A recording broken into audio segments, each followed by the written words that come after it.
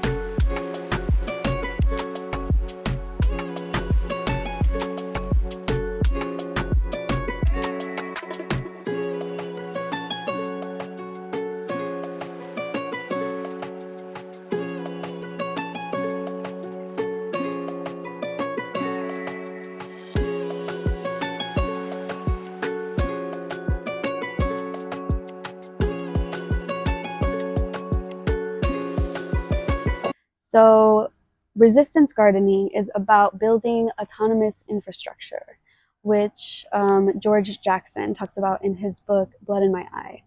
How in order to move away from capitalism and colonialism and white supremacy, we need to build alternatives because the shift is not overnight. It's not one day we're in capitalism and the next day it's liberation.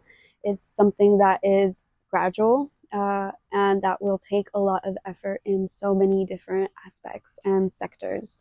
So within the food industry, within the food category, we need food to survive every day. As a nutritionist, that is one of the most obvious things.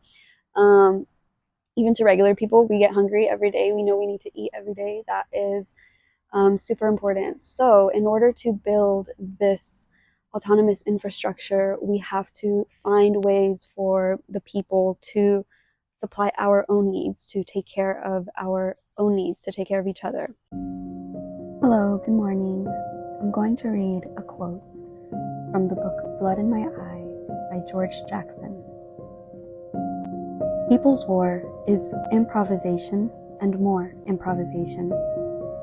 It is organizing the masses around their realistic needs and moving them against whatever forces restrict their passage to power. I repeat, realistic, day-to-day needs should be the basis of organizing people and making them conscious of revolution. That the world, the universe, must revolve. That it will stop, stagnate, and die for no man's privilege. George Jackson once wrote, "Building consciousness and revolutionary culture against the repressive, natural defense reflexes of the system means taking realistic day-to-day issues like hunger, the need for clothing and housing, joblessness. Improvising on reality is the key principle underlying the building of a united left and raising the consciousness of the people. It will give us our tactics." So in the past, you may have heard of victory gardens, which was something that was implemented during World War II, where regular people were encouraged to grow victory gardens at home in order to meet their, nutritional needs. And from my perspective, I guess, it's good for people to do that.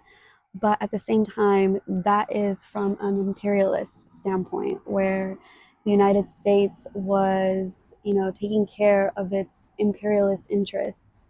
And, it's something that personally I don't want to be connected to US imperialism in any way. So I don't call it victory gardening. I call it resistance gardening. A lot of people are calling it resistance gardening because this keeps in mind that capitalism, US imperialism, US colonialism is something that needs to be addressed as a root cause of a lot of our problems and not ignored in favor of some identity of some like patriotic United States identity that is rooted in white supremacy, genocide, slavery.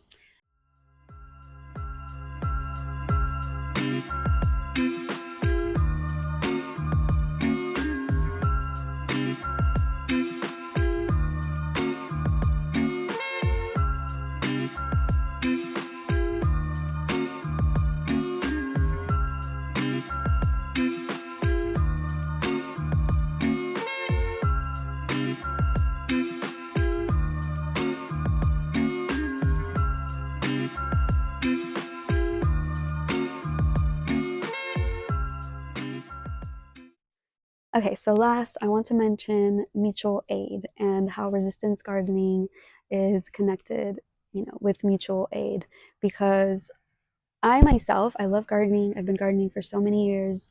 I have a good amount of size. I get a good amount of land to do my garden. It's not big, but it's a good amount. So with that, I cannot garden or farm, micro farm, all of the food, all of the nutrients that I need, all of the essential macros and essential micros. Um, I could try. Maybe I would be working nonstop 24/7. But it's just something that is not sustainable. One person cannot provide all the things. I cannot make the oil, and I cannot make the chia seeds, grow the chia seeds, and grow the beans, and grow the rice, and grow the wheat. Like, I can't do all of that.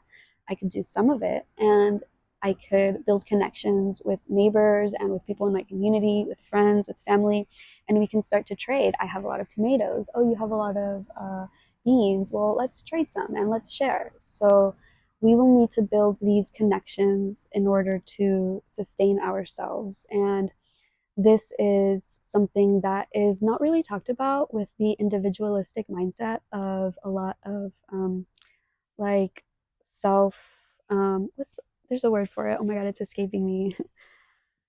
Like people who are going off grid, which is great, but they do it with like a very individualistic mindset of I will provide everything I need for myself. And it just kind of ignores the way that we all help each other. So with mutual aid and a network of mutual aid, we can sort of build these connections to help each other and to sustain each other, not just individually, but on a community level, on a very interconnected level.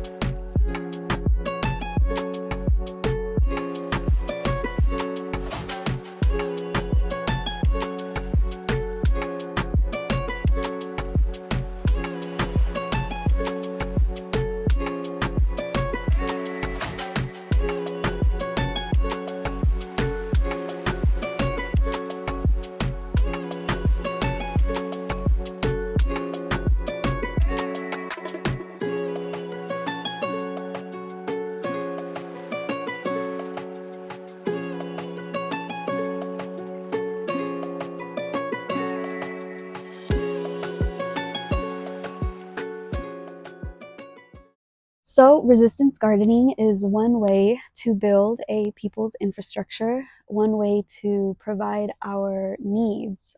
We also have to find ways to provide water, electricity, healthcare, education to the people, because these needs are neglected under capitalism by definition.